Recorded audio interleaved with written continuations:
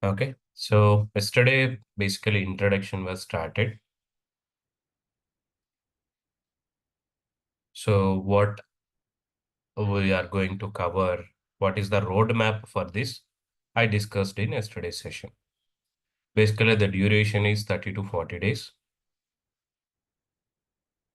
and weekly 5 days we will connect Monday to Friday, Saturday, Sundays off. No sessions on weekends, okay? Only weekday sessions, 8 a.m. to 9 a.m. And as part of this course material, videos and code will be shared with you. Okay. So this is what on high level.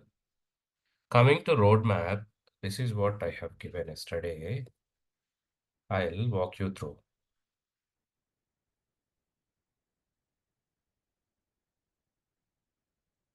Yeah. So as per this roadmap, right, first what we will start? We'll start with basically types of applications, little background before Spring Framework, how industry evolution started before Spring came into the market, which frameworks we have, okay, how that evolution started, that all we will discuss. Then MVC, model view controller architecture. As part of model view controller architecture, how your Spring modules will fit. Any application will be delivered by using this architecture only. In that architecture, how Spring modules will fit, so that you will get clarity about each module, where and how it is useful. Okay. Now coming to Spring modules, we start with Spring Core module. Spring Core module. I'm not directly jumping into Spring Boot. Before Spring Boot, I'll give you a little background about the Spring framework, how initially it was started. Hope a few of you might have knowledge about it. Like we create application by using XML files. In that XML file, bean configurations, and we will use containers like application context, bean factory. All that we will discuss here. Why this discussion before Spring Boot means? In Spring Boot, you will not see all this. All these are going to be hide in Spring Boot. Spring Boot by default will handle so many things. So while discussing that Spring Boot internals, you would able to easily catch up. Okay. Because of Spring Core is having so and so feature, Spring Boot is able to handle it like this. Easily you can imagine, and you can able to connect very in depth into each Spring Boot concept. Yeah. Once done with this core module, okay, we will start with the Spring Boot. In Spring Boot, again, we will discuss all the core annotations, the basic Spring core annotations, everything. Then we will see how Jdbc will work in Spring Boot. Jdbc related programming we will see. The next war on top of Hibernate or JPA, all right, or any other ORM framework, how we can integrate here, and how simplified Spring ORM we will see here. And by using Spring Boot, how can we achieve AOP, aspect-oriented programming, and Spring Web, Spring REST APIs we will discuss here.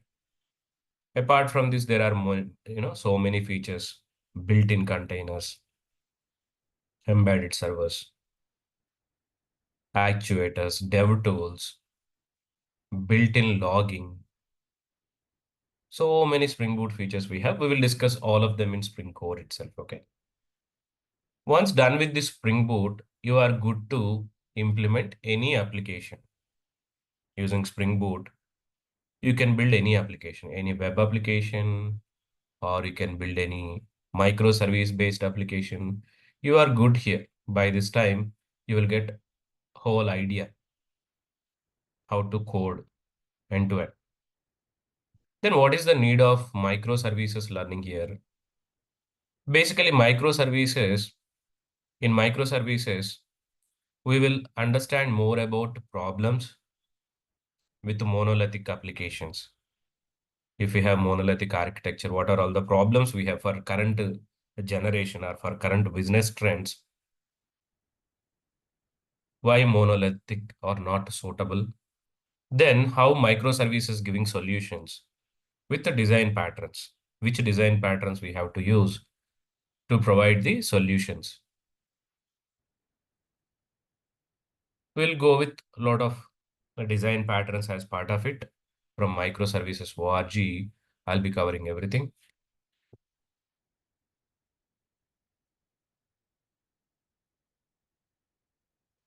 Excuse me. Yeah. You can explore if you want. All the experts' recommendations, everything we can see here. All the must need to follow design patterns.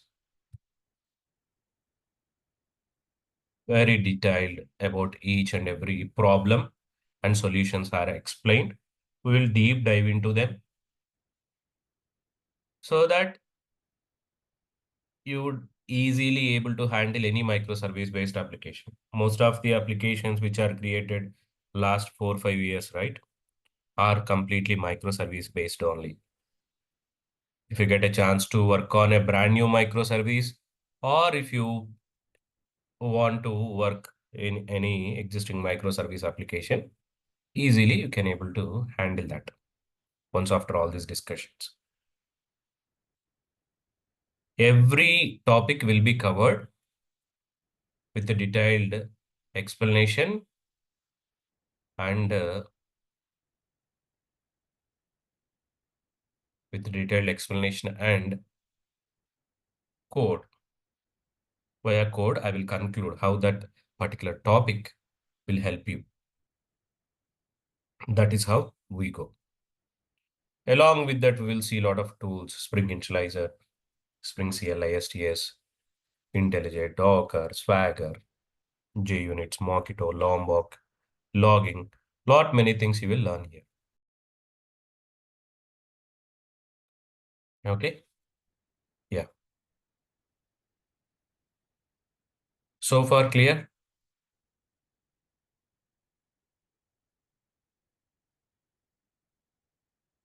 You can speak.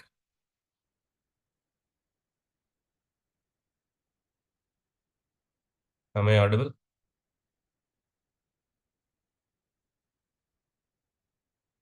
Hello?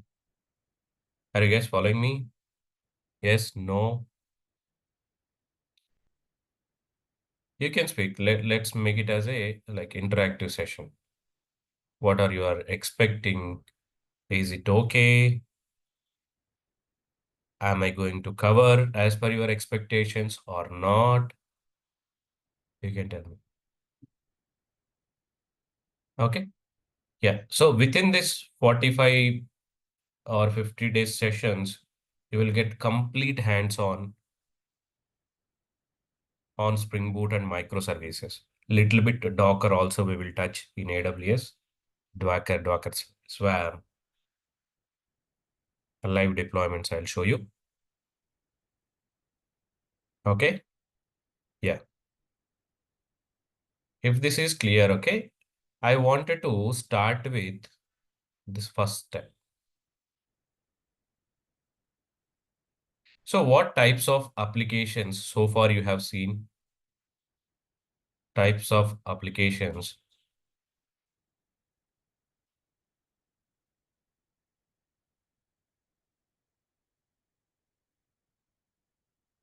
or by using Java, let's talk Java-based applications.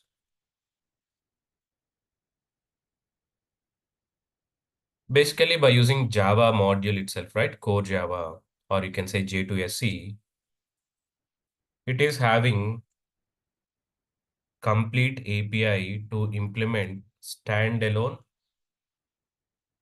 applications. Example for standalone, anything. like store management or inventory management.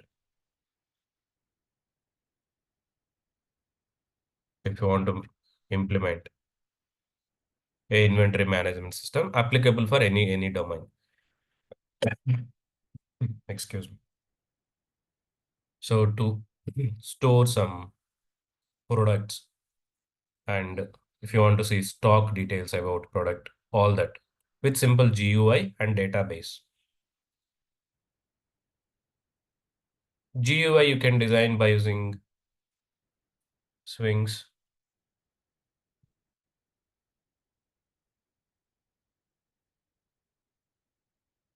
by using swings you can design UI part, standalone UI, which is looks like this. So this kind of windows, glossy windows you can create. There you can create forms instead of this is calculator, right? With the buttons and all. You can create simple forms, buttons, everything. So you can design UI using swings, and you can use all core libraries, core concepts, basic OOPS concepts you can use to achieve object-oriented advantages, right? OOPS principles providing some advantages that you can utilize here, exception handling for better robustness, collections to handle with the data, parallel processing if you have anything, threads, or in latest APIs, maybe streams. All the concepts you can use based on your requirement along with UI. And you can include Jdbc to store data into database. So all these concepts are available as part of your J2SC. And all you need to know is how to connect with the database, how to write SQL queries. Basic SQL background is required for. So all your data you can persist here using Jdbc and you can retrieve. So this is one type of standalone application. This is applicable for anything, okay? School management system, standalone I want to create. A shop management system, anything as such, you can create. Or this standalone application can connect with the external APIs. If you have any external API, if you want to pull information from outside the system through internet, you can use additional libraries to pull them. But this is basic standalone application. But if you want to expand your application to web instead of using simple standalone within the computer, if you want to expand to web via internet, we can use J2W modules. Here we call it as CoreJava and Jdbc. When it comes to J2W, we have servlets concepts, servlets, JSPs, JSTL tag libraries, a lot of concepts, servlets, filters, listeners.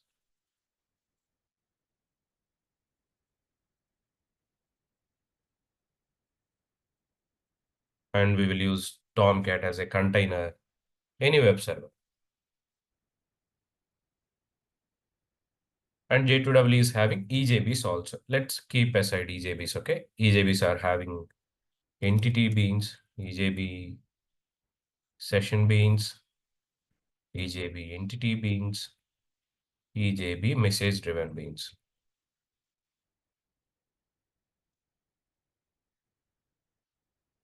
Excuse me. Now coming to J2W, this is for internet applications and business applications. Internet applications and distributed applications. So if you use servlets, you can build any web application. You can build a web application, anything. Same inventory management, school management system, inventory management system, or email system,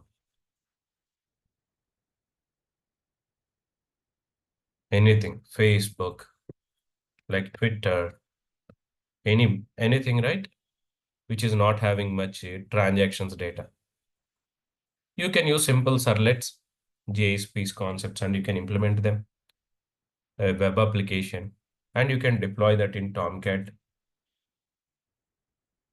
And this web applications we code with, basically business will be covered by using this logic only. Oops, exceptions, collections, threads. They don't leave you. Go anywhere. All the business logic will be covered using your core concepts only. Apart from that, to handle external things, right? To get request from web browser, you need servlets or JSPs, filters. Those things will help you to receive request from browsers or to show your response in the browsers. These are the additional concepts that we use to work as a web application. So when I have servlets, my Tomcat can help me to get the request from any browser. Via internet, I can connect and get the data.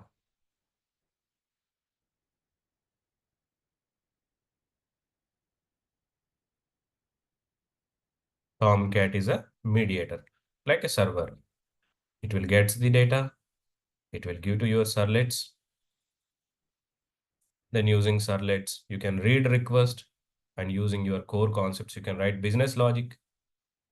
And finally, you can persist your data into database. Here you can use Jdbc. You can persist your data. Jdbc also you can use. Now coming to EJBs, EJBs are designed for distributed applications. Like I have a very big application. There are so many business modules are there. Let's take a banking application, ICICI. I have a customer banking, one customer banking application, and I have one credit banking,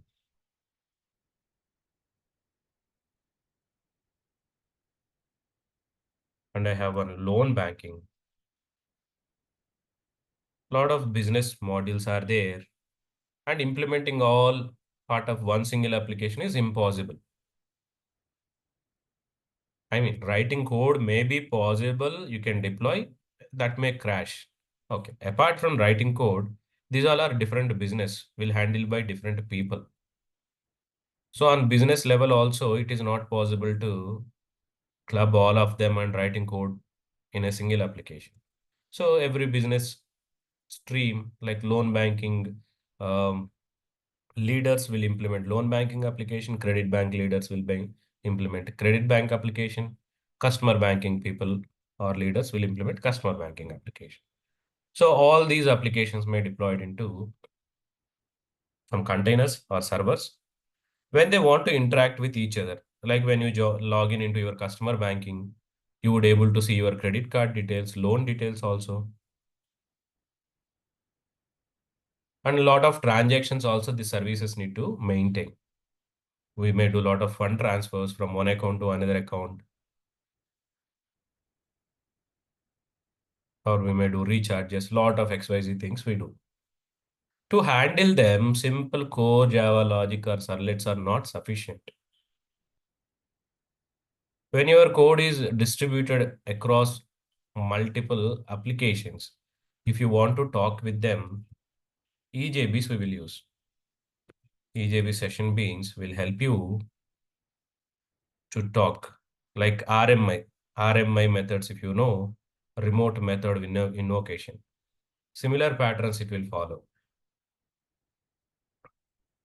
These session beans will be available in EJB's directory services, WebLogic directory services,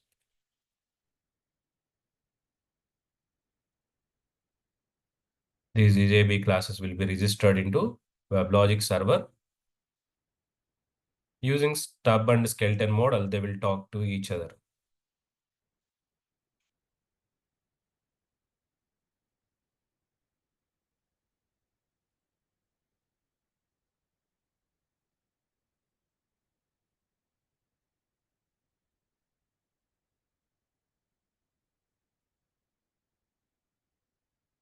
So when they want to talk using this EJB session beans, we can talk from one server to another server. This is how distributed applications in earlier days they implemented using EJB session beans. And to simplify database operations, EJB brought, I want to make CRUD operations into database, but lot of JDBC type of code I'm writing. So to reduce that, EJB brought EJB entity beans concept. EJB entity beans. Using this EJB entity beans, you can make CRUD operations like Hibernate. This is a kind of Hibernate API. Kind of, not Hibernate. But the problem with these EJBs are they are specific to application server. Without application server, they don't run. The problem with these EJBs, they are very powerful component to implement distributed applications. They are perfect, but they have limitations.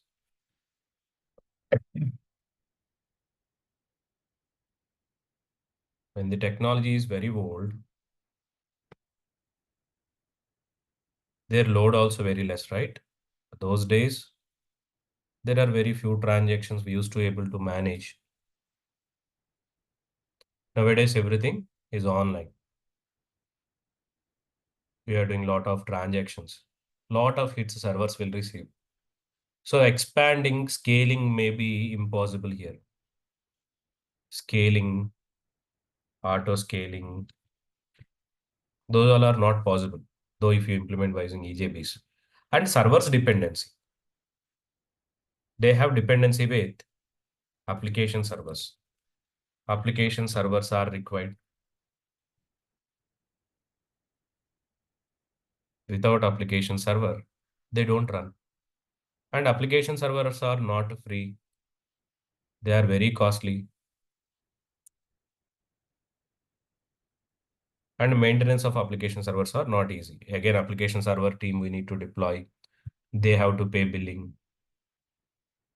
right? So a lot of maintenance would be there around. And implementation also, coding also not easy. Code is very difficult. Writing code and maintaining it is not so simple. All these will be considered, right? When business wants to implement a application, they will consider all these problems. And lot of investment also they need to put here. Investment high, high investment. If they go with this, high investment. Then slowly open source market started, right? Instead of EJB entity beans, Hibernate came into the market. It is an open source tool, free. It is giving solution like EJB entity bean. Excuse me. So whatever EJB entity bean you have, Hibernate is similar to that. But EJB entity bean is having server dependency, whereas Hibernate, no servers. Hibernate itself is having its own containers, self containers. So you need not to borrow any container. CoreJava on top of your JDK, you can run Hibernate. Just JDK software is required. That's it. JDK open source.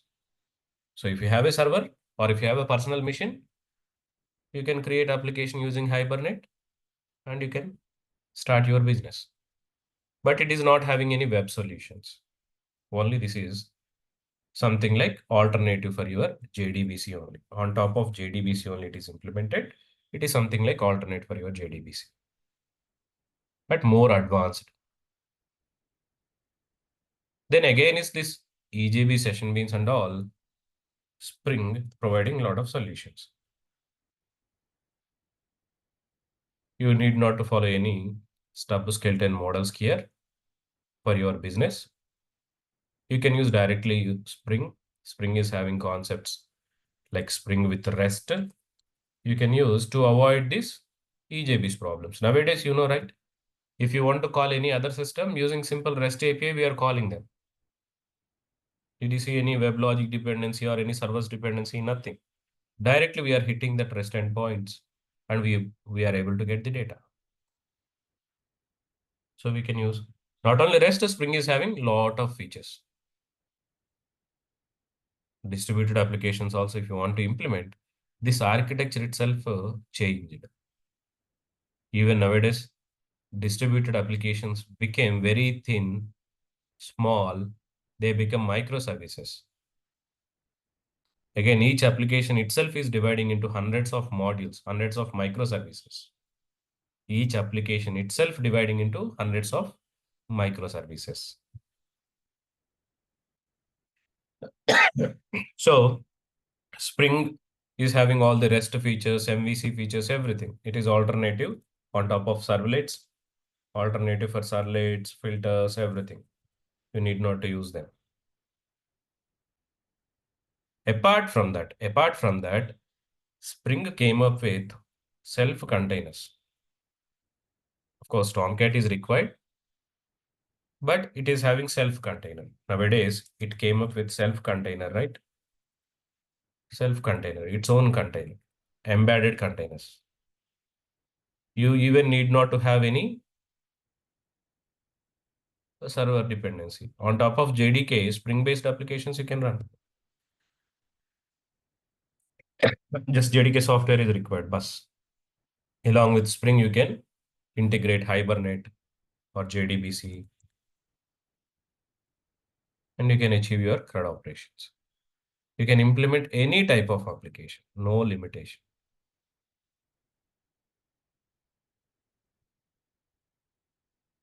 Just JDK software is required. Now, when you see from business side, auto scaling and all nowadays, if you implement by using Spring Boot, microservice based applications using cloud, easily we can able to auto scale them. Application server dependency is reduced. Code is very, very, very simple comparing with EJBs. In EJBs, if your application taking 1 year of time, the same application may complete in Spring, maybe in 1 month, hardly in 15 days. So code is very simple. And technically, anyone can learn and code using Spring. But EJBs are very difficult. When I was learning, I felt it difficult. I don't know if someone felt that is very easy, but I'm not sure. Compilation, multiple types of compilations we do. EJB jar, where then enterprise archive file, then we need to place it into server and test. Lot of time it used to take. And investment also very less. Because coding is simple, lot of developer time reduced, application server dependency reduced, and they are auto scaling. When there is not many requests, you can scale down so that you are not using cloud resources. You need to pay less. That's it. So overall business also getting so many advantages with these frameworks. That's why they become very popular, and out of 100 applications, right, which are being developed, out of 100 applications, up to 70 to 80% applications are building in Spring. The remaining market we have with Node or other frameworks. 70 to 80% of applications are being built using Spring Boot microservices only. Okay. So yeah. So this many types of applications we can build by using Java. Now for everything, the alternate is Spring only. So that about that alternate we will discuss with MVC architecture. Okay. Tomorrow we'll discuss with the MVC architecture how Spring modules will fit. You know, MVC stands for Model View Controller Architecture. It will be divided into model, view, controller,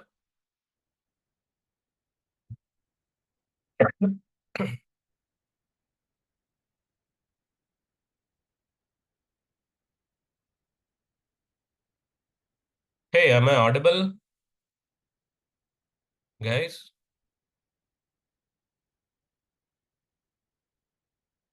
Hello. Yeah. For Russell, they all able to hear us. Hear me.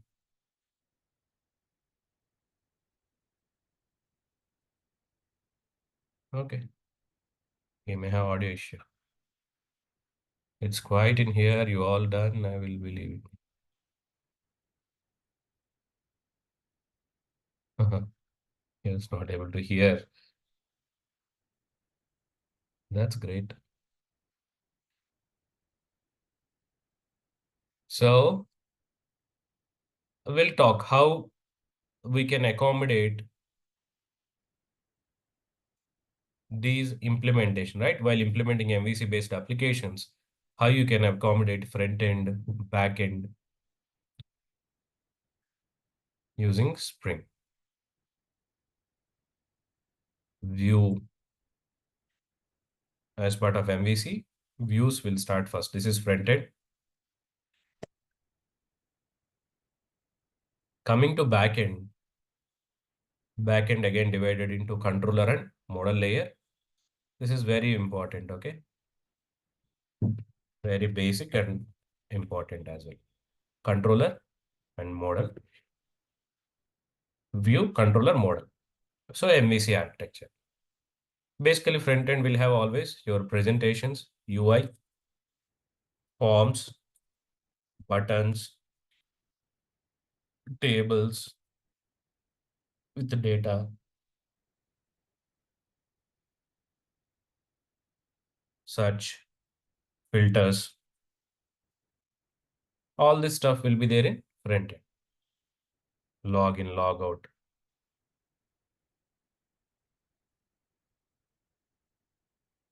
Any application you take, log in, log out. You will get some forms, some tables with data, filters, buttons. So that's it.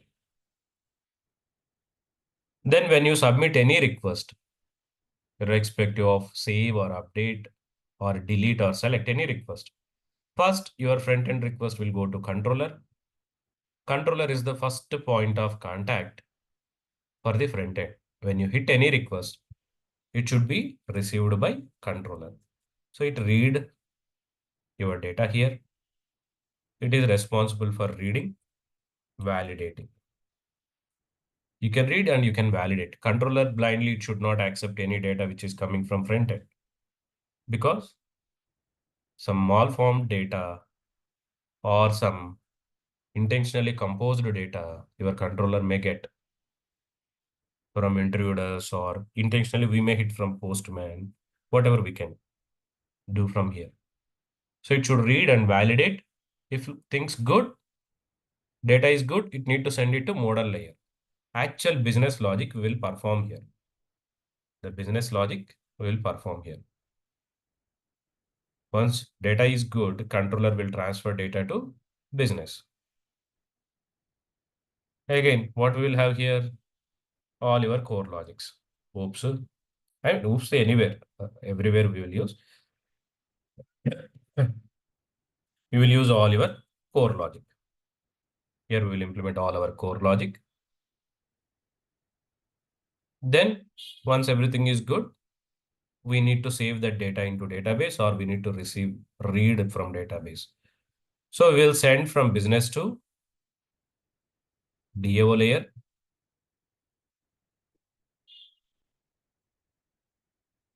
DAO need to take care of CRUD operations. So each layer will have specific responsibilities. I'll talk more about MVC in tomorrow's session. Why MVC? Why really you need to use? I'll explain you. All your CRUD operations you need to write here. Without MVC also people will write, but their code is not readable, not maintainable. So to overcome that, we follow MVC to make it much readable and maintainable. So this is standard. throughout the world, everyone will follow. So we also should follow because it is having a lot of advantages. So now any application, right? Any application which you see is having the similar pattern only, similar architecture only. Either you are doing it in Java or .NET, PHP, or you are doing it in whichever technology you say. We follow this architecture. Now, in this architecture, how and where exactly Spring modules will fit?